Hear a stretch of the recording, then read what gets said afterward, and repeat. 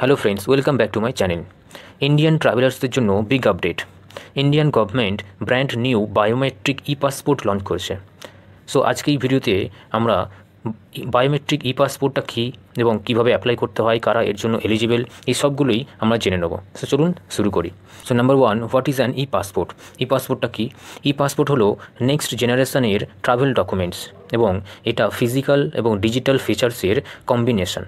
এই পাসপোর্টে রয়েছে একটি রেডিও ফ্রিকোয়েন্সি আইডেন্টিফিকেশনের চিপ, ব্যাক কভারের ভিতরে একটি ছোট্ট অ্যান্টিনা রয়েছে এবং এর মধ্যে নেম, ফটোগ্রাফ এবং ফিঙ্গারপ্রিন্ট সিকিউরলি স্টোর করা থাকবে। বাইরের দিকটা নর্মাল পাসপোর্টের মতোই দেখতে হবে, বাট ফ্রন্ট পেজের যেখানে পাসপোর্ট লেখাটা থাকে ঠিক তার নিচে একটি ছোট্ট গোল্ড চিপের সিম্বল থাকবে। এই পাসপোর্টটি ইন্ডিয়ান সিভিল এভিয়েশন অর্গানাইজেশনের সম্মতে বানানো হয়েছে এবং এটা বিভিন্ন ইন্টারন্যাশনাল এয়ারপোর্টে ফাস্ট এবং স্মুথ ইমিগ্রেশন ক্লিয়ারেন্সের জন্য অটোমেটেড ই গেটসের জন্য ইউজ করা যাবে। Number 2, do you need to upgrade? So আপনার পাসপোর্টটা কি এখনই আপডেট করতে হবে? না, আপনার যে এক্সিস্টিং পাসপোর্ট আছে সেই পাসপোর্টটা যখন এক্সপায়ার হয়ে যাবে তখন আপনি আবার যখন রিনিউ করবেন দেন আপনাকে এই ই পাসপোর্ট দেওয়া হবে। Number 3, eligibility for Indian E passport, মানে ইন্ডিয়ান ই পাসপোর্টের জন্য এলিজিবল কারা?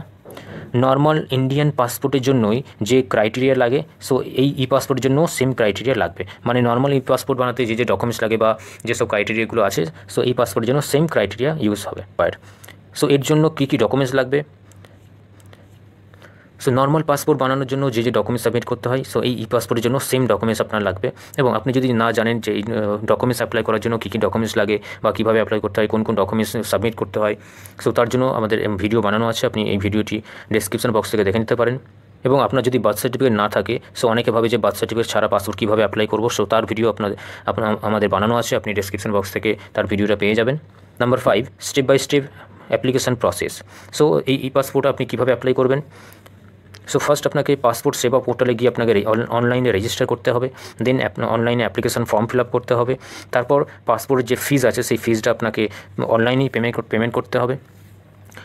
দেন আপনাকে পাসপোর্ট সেবা কেন্দ্রে একটা অ্যাপয়েন্টমেন্ট বুক করতে হবে এবং যেদিনকে অ্যাপয়েন্টমেন্ট থাকবে সেদিনকে আপনাকে পাসপোর্ট সেবা কেন্দ্রে যেতে হবে, গিয়ে আপনার ফটোগ্রাফ, ফিঙ্গারপ্রিন্ট যেগুলো লাগে সেগুলোকে দিতে হবে এবং তারপর আপনার ডকুমেন্টস যেটা আছে সেটা পাসপোর্ট সেবা অফিস থেকে পুলিশ স্টেশনে পাঠাবে ফর ভেরিফিকেশান এবং পুলিশ ভেরিফিকেশানের হয়ে যাওয়ার পর আপনার পাসপোর্টটা ইস্যু হবে এবং আপনার অ্যাড্রেসে ডেলিভার হবে।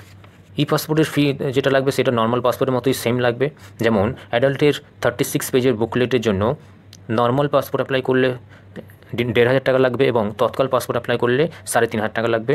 এবং অ্যাডাল্টের জন্য যদি 60 পেজের বুকলেটের জন্য অ্যাপ্লাই করেন তাহলে নর্মালে 2,000 টাকা লাগবে এবং তৎকালে 4,000 টাকা লাগবে। এবং বিলো 18 মানে মাইনরদের জন্য 36 পেজের বুকলেট যদি অ্যাপ্লাই করেন তাহলে সেটা নর্মালে 1,000 লাগবে এবং তৎকালে 3,000 লাগবে। এবং সেইটার ভ্যালিডিটি হবে, মাইনরদের জন্য ভ্যালিডিটি হয় 5 ইয়ার্স এবং অ্যাডাল্টদের জন্য ভ্যালিডিটি হয় 10 years. So last and final, e পাসপোর্টের প্রসেসিং টাইম, মানে পাসপোর্ট যে অ্যাপ্লাই করবেন তার কতদিন পরে আপনার পাসপোর্টটা ইস্যু হবে। সো নর্মালি যদি অ্যাপ্লাই করেন সেটা 2 to 4 উইকস লাগতে পারে এবং যদি তৎকালে করেন তাহলে আফটার ভেরিফিকেশান মানে পুলিশ ভেরিফিকেশানের পরে 1 to 3 ওয়ার্কিং ডেজের মধ্যে আপনার পাসপোর্টটা ডেলিভারি হয়ে যাবে। সো এটাই ছিল ইন্ডিয়ানদের নিউ বায়োমেট্রিক ই পাসপোর্টের কমপ্লিট গাইড। এবং আপনি যদি পাসপোর্ট আপডেট করতে চান তো প্লিজ আপনি আপডেট করতে পারেন আপনার পাসপোর্ট এক্সপায়ারি হয়ে যাওয়ার পর। এবং এই ভিডিওটি যদি ভালো লাগে প্লিজ একটি লাইক ও শেয়ার করবেন এবং চ্যানেলটিকে ফলো ও সাবস্ক্রাইব করবেন for more passport and visa update. Thank you.